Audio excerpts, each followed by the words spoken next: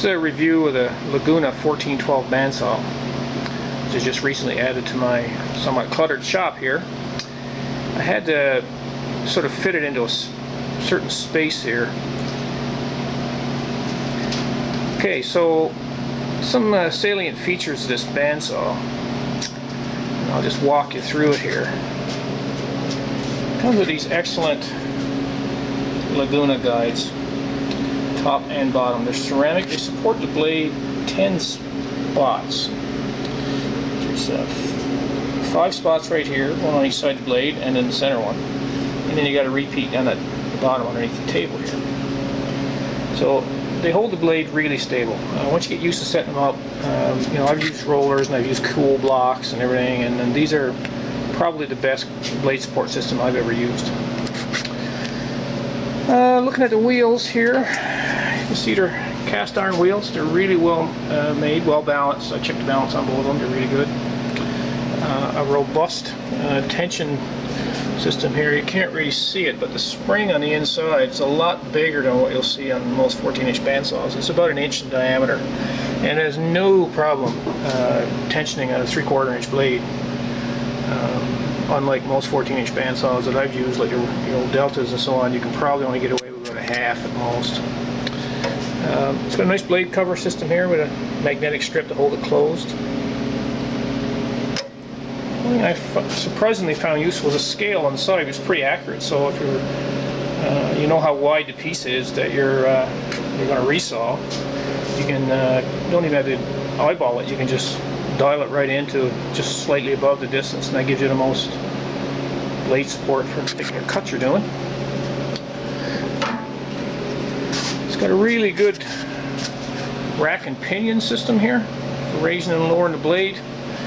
Basically just loosen off this knob, raise it up, you know, lock it down, and this thing is really solid. No complaints there whatsoever. Very stable, even when you're resawing a wide board. Quick release tension reliever here, and tracking system's pretty standard. All works great. One thing that it really makes this bandsaw stand out is the dust collection. There's one port off to the side. It's nice, so that the hose is not sticking out the front, tripping over it or whatever. It just angles back to the inside. When you look on the other side here, to open up the door, you have this dust collection shroud. Open the door, and you can see that the dust collection is angled into a chamber here. And this is a zero clearance insert that I made from MDF. It comes with a plastic one, but the opening in the plastic one is too wide. So what I did was I just took a 1/2 inch piece of MDF, I pushed it in there while the blade was running, and gave it a zero clearance. And it catches virtually all the dust. I mean, I've done a lot of sawing on this saw over lately, and there's, you know, the bottom part of the cabinet's pretty much empty. A little bit of a QA thing here. The door seems to impinge on the nut that holds this saw to the stand just barely. It's not a big deal. Big cast iron trunnions on the saw part, aluminum trunnions on the saw. It would have been nice if the saw cast iron on both, but I guess this is pretty typical. And then you can see the guides. A lot of people complain that it's hard to reach the guides underneath, and they must have big hands, and I don't. I've got pretty small hands. I can get in there and adjust all those knobs pretty easily. So I guess it depends how dexterous you are and whatever. I can reach through the top of the table and from underneath. I don't need to tilt the saw, as a lot of people say they need to do. Comes with this tall fence. Now that's good if you're resawing. It's, forget how tall it is. I don't know.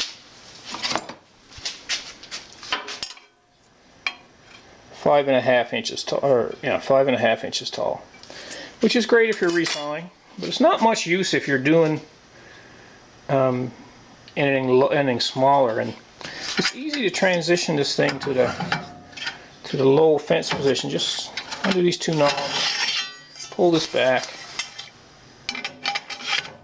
slide this on, move it over, tighten the knobs again. But this is actually too low if you're doing English. You're going to cut in tenon cheeks on a 2-inch frame or something. This is just really not high enough. So you really need some sort of an intermediate fence. So what I did was, I had some scrap maple lying around, and you can't really see it's all laminated up here, but this is just a bunch of strips of scrap maple, and I plowed out a channel here and put in a couple of pieces of scrap leftover 5/16 T-track that I had lying around, and you know, didn't pay attention to a backup board when I was plowing out the channel. A little tear out there, no big deal. So this is 2 1/4 inches high, which I find is a pretty much kind of height you want. And I changed these knobs to a couple of 5/16 T-knob hardware I had lying around, and basically set this fence up so that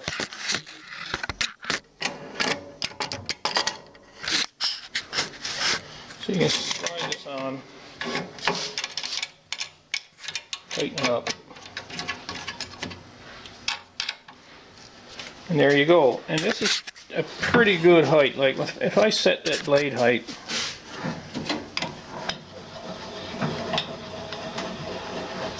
down to just above there, I hardly ever had to adjust the height of that blade. I mean, I got a 3/8 4-tooth per inch on there I leave on the saw most of the time, and it really is, you know, pretty much 90% of the time I don't have to adjust the height when you're cutting 3/4 inch or even 2-inch boards. That's perfect for 10-inch cheeks and things like that. So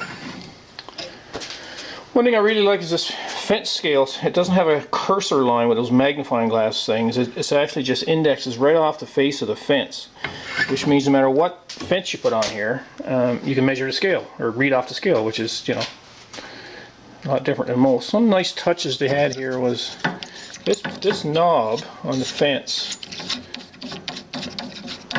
It's got a brass tip on it, and I think that's a nice, just so it doesn't mar the rail, and I think that's a good design feature. It's got an aluminum insert, quite a big one, bigger than it needs to be really, and you know, it works alright. It's got jacking screws and everything, and you know, you can make it level and all that, but every time you change the blade, you gotta get a screwdriver out. You gotta take this little screw out. First of all, you gotta jack up the guide support to get enough room, and I've been using a stubby screwdriver. I just gotta put a magnet up here and keep it somewhere where I know where it is, and then you can pop that thing out. Put your hand on the table, and out it comes. So I don't like this. First of all, I'm gonna lose the screw. I just know it, and it's metric. So finding another one might be a challenge, and I just didn't think this was a very good system. Plus this opening really is too big. It's wide like that if you tilt the table, which I almost never do. So I had some scraps of red Balau decking board material lying around, and I planed it down, and I epoxied a small rare earth magnet flush with the center, and some masking tape on there for shims. And I cut it out so that it's just a nice fit in that slot like that. And it's almost zero clearance, just enough to have a little bit of clearance on each side of the blade. I did have it originally made it to have the screw, and I decided I didn't want that, so I decided to get rid of the screw and just use the magnet. It works great. So keep the aluminum one. It needed quite a bit of filing actually to make it fit. It wasn't a very good fit in the table. Machining was pretty rough, but so this saw has some quality control issues. This fence has no way to adjust it to be square to the table. I mean, you can. There's plenty of it. There's 3 screws, three little hex head bolts here, where you can easily adjust it for drift, but there's no way to adjust it for square. And there's not enough play in these bolts and stuff for you to level the rail. So it really was a design oversight. I understand Laguna has a new fence design that's got a couple of jacking bolts, but mine was not square, but it was a fairly easy fix. I mean, right here at this interface I put a small strip of aluminum foil tape, and basically all it took was one little strip, and that brought the thing perfectly square to the table. So, you know, lifetime fix now, one shot deal, and you know, a bit of annoyance, but not the end of the world. So another quality issue with this saw is the tires. Now, I don't know if you can see it, but these tires are not even. The width of them seems to vary. And I don't know if it's coming through very good on the video. There's a second set of tires. When I complained about the fence and the tires to Laguna, they promptly sent me a new set of tires like right away, and which is good. And they said they would send me the new fence design when it comes in. Not that I really need it, but that's fine. But this was the first set of tires that I had on it. And what appears to happen is when these tires are stretched to put them on, they permanently deform. And in the areas where it's narrow, it's also not as thick. I mean, when the width is decreased because of the stretching, of course the thickness of the stuff is less. And what it creates is a bit of an uneven surface that the blade is running on. Like it's hard to see, but there is just a ever so slight deflection in the blade at various points on the wheel. Now it doesn't seem to affect the cut quality very much, but the saw runs with just a tiny bit more vibration than I think it should. I'll turn it on. One nice thing is this big on-off switch. You just pull it out, turn it on, push it in, shut it off. It's really handy.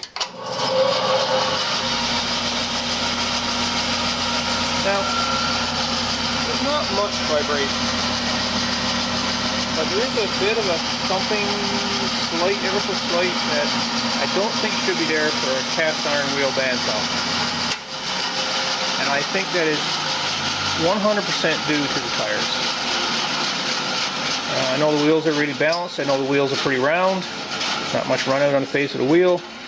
It's just that when the tires are stretched on, not great. So I don't see the point in getting any more tires from Laguna. I think I'm going to do is buy a set of the Carter bandsaw tires, because the width of this slot for the tires in here is exactly 7/8 of an inch, and that's the size of the Carter blue tires. So I'm going to give those a try and see if I can get a little bit smoother results. I'm kind of obsessing a little bit about it. It runs fine the way it is. I get great cut quality out of it and everything.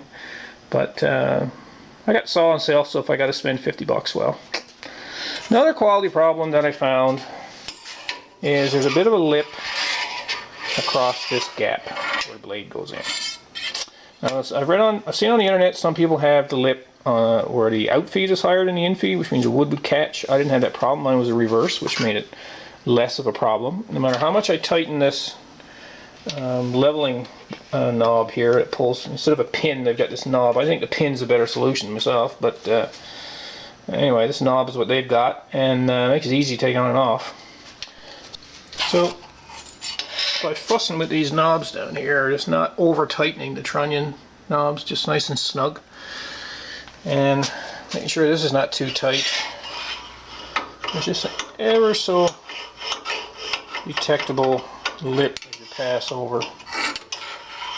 And you know, just the second table I've had, Laguna shipped me another table when I told them I had this problem, and they were both about the same. So I decided I don't want to get into, you know, endless table replacements, and it doesn't really bother the operation that much. You know, nothing really catches on it. It's on the other side of the insert, and I'm just going to live with it the way it is. But seriously, on a bandsaw this nice, they could have made the table flat.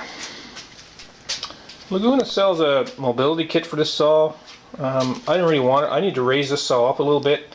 Where I've got it, it's kind of got a clear top of my vise here. I didn't feel like rearranging how I got that reinforced and clamped underneath and everything. And my old Delta bandsaw was 43 inches high, which means the top of the table was about an inch clear of the vise.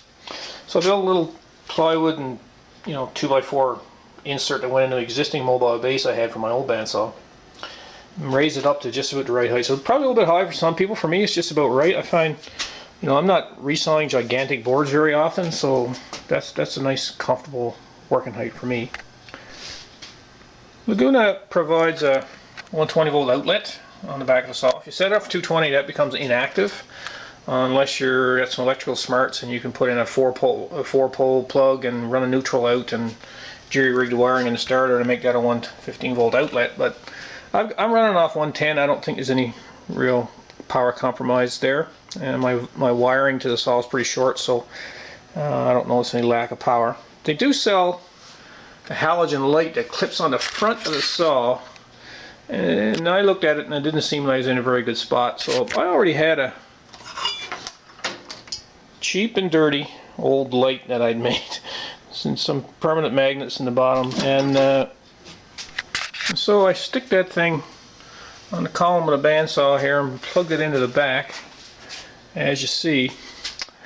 And it just provides a pretty decent amount of light. I mean, I can't see why I'd spend $150 on a big halogen light up there, which a lot of people say you bang your head into.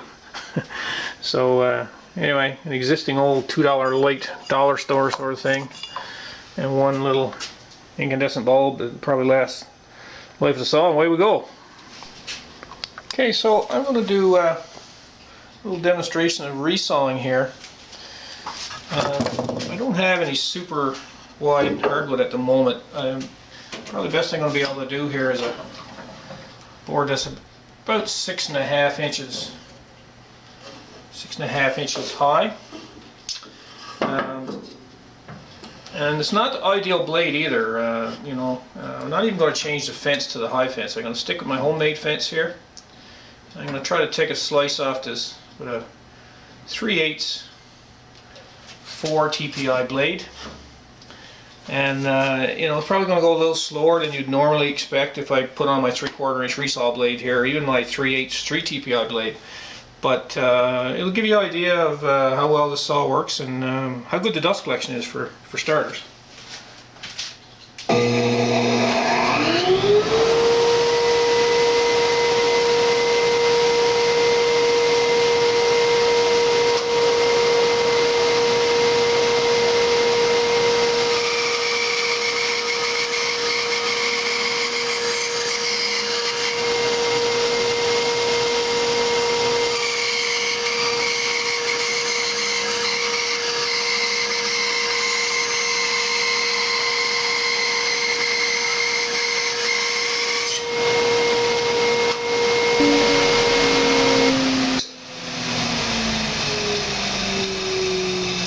Okay, so I ripped through this pretty fast, probably faster than I should have if I was looking for a good, really good cut quality. But I just wanted to show that the motor is not the limiting factor on this bandsaw. I mean, I'm pretty sure that if I put a 3 TPI resaw blade on there, you know, the resaw height, which is advertised as a 12, is actually 13. This could resaw 13 inches, no problem. Now, cut quality here is a little bit wavy because I was pushing pretty hard and it's not the right blade, but still, you know, a little tiny bit of cleanup, that's perfectly acceptable. And it, even with a 4 TPI blade, it just really ripped through this like nobody's business. I mean, it's clear when you're using the saw that the limitation is not the motor, it's really the blade. You got to give, you know, with 4 TPI, you got to give it plenty of time to clear the dust out, so you can't feed that fast. But that's pretty consistent thickness and reasonable cut quality. Now,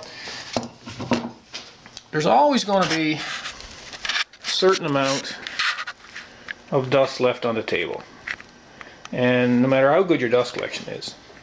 But if we go underneath the table here and drop this shroud on the knob and open the door, you can see that there's a little tiny bit of dust there, but there's like zero anywhere else. And you know, you could saw with this thing all day long, and you know, you're not going to have any dust in the saw whatsoever.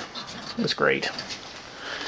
One thing I did when I hooked up the dust collection is put a Y down here with a 2.5 inch outlet, and on the lathe I made a little plug.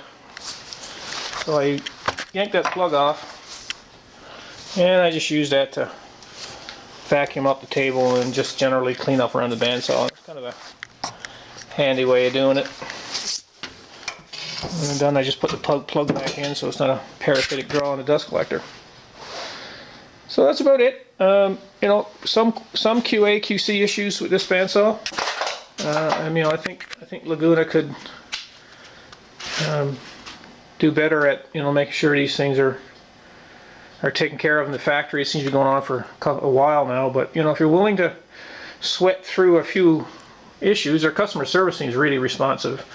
You know, this is by far you know, for 1,200 bucks Canadian or 1,000 bucks US, this is by far the best 14-inch bandsaw I've ever seen, and I'm absolutely thrilled to have it in my shop.